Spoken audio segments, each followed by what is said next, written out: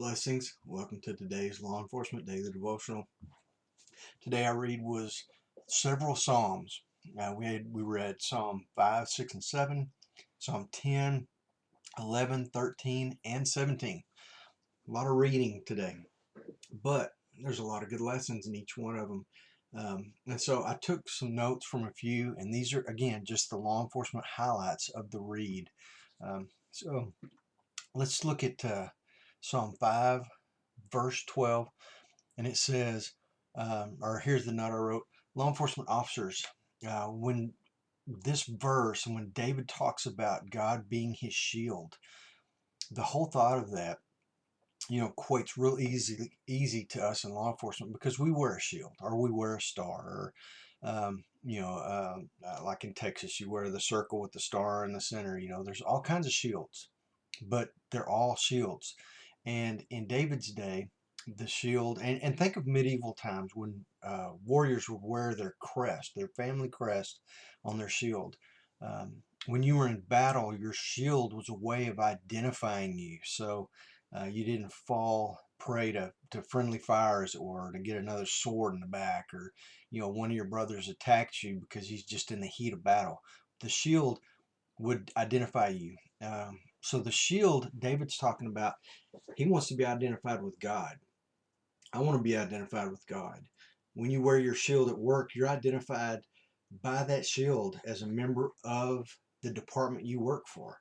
So we can really understand this language of the shield, and I love the thought of that. In chapter 10, in Psalm 10, verse 12, this is kind of God's calling for the law enforcement officer. In verse 10, we are called to be the law enforcement officer to bring justice, or to carry out justice for the people who are described in verses 5 through 11. And I hope you read that and go back and take a look at that, and you'll see what I'm talking about.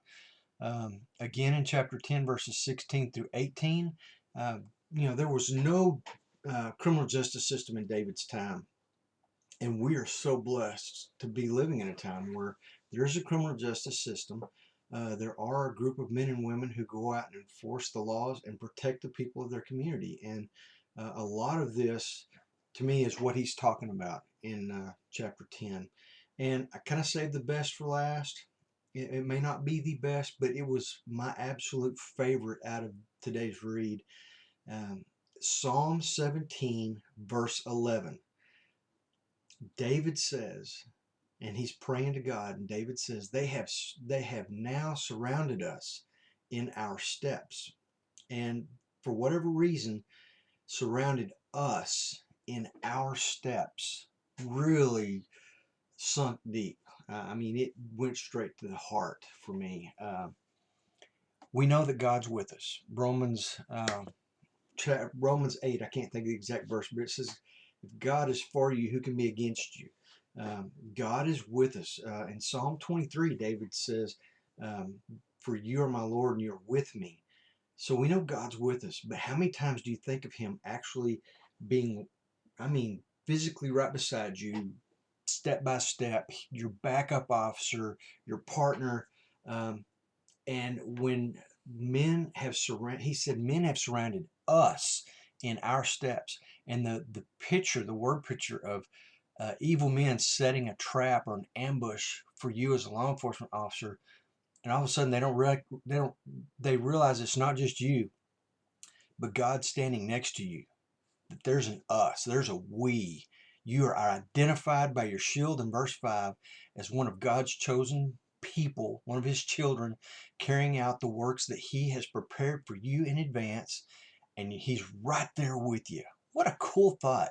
I often say God's my partner when I'm on duty, and he's always there with me. But man, this is such a word picture where I can, in my mind, I conjure it up and I can see it. They have surrounded us in our steps.